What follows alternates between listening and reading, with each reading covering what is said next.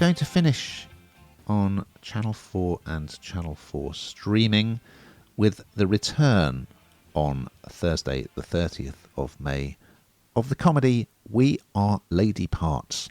And here's a clip.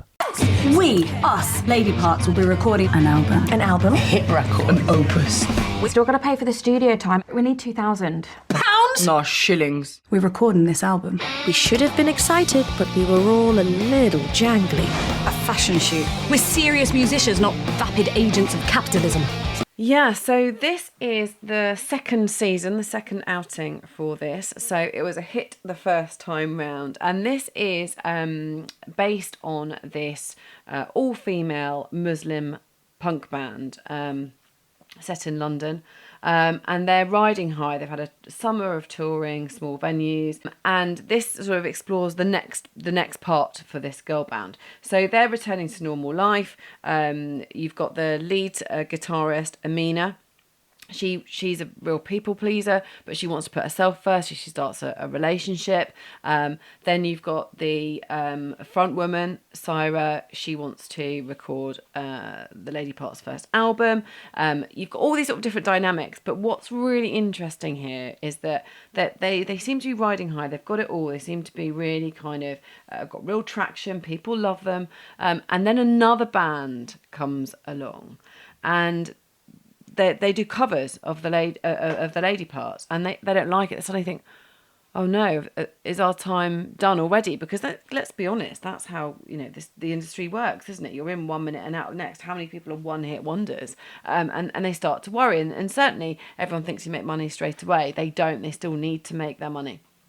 And then there's this kind of covering sort of whether you completely sell out. Do you sell out? I mean, how many boy bands have done that? Kind of lads that have been in boy bands that don't really like the music they're singing, but they know that's what people want. And it's kind of, how far do you sell out to make the big bucks, to be famous? And if you've got that addiction to fame, or whether it just pays the bills, or do you keep doing what you do and make music that you really enjoy, or what have you? And so this kind of explores that dynamic, really. But what I found really interesting was that the cast all play their own instruments in this. So, I mean, can you imagine the hours of rehearsals that there needed to be for them to do that? So, time has really, really, really got into this, and significantly harder than season one, I think, in many ways for a lot of the cast. So yeah, I mean, as I say, I didn't see the first season. I think it's good to probably dip into it first, but you'll catch up pretty quickly. And it's just a dynamic of we've talked about music, documentaries.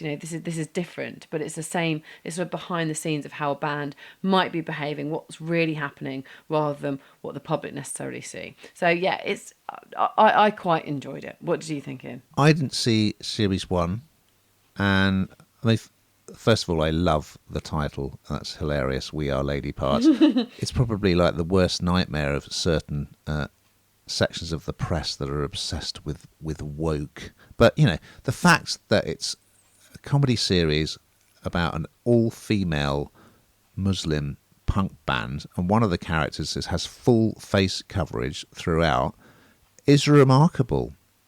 However, that's not the most interesting thing about it, because it's incredibly innovative.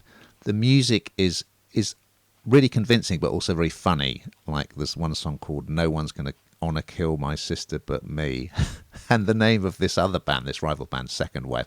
It's just, and visually, it's hugely inventive. It kind of goes into these sort of imagined sequences that link together in the most unlikely way, but it also has just great conversational comedy. And I particularly like the guitarist Amina, played by Anjana Fazan from Killing Eve. She is hilarious. Especially, she says she's going into her beast mode in this series, where she's not going to be a people pleaser anymore. She's going to do what she wants, and she writes a song about that, which is really funny. So yeah, I was delighted by it. I thought it was so original and just highly unusual. Just great, and it was nominated for a BAFTA, and you can absolutely see why. You don't have to have watched season one, I would say, but it'd be well worth it, because it's such high quality stuff, and yeah, I absolutely loved it.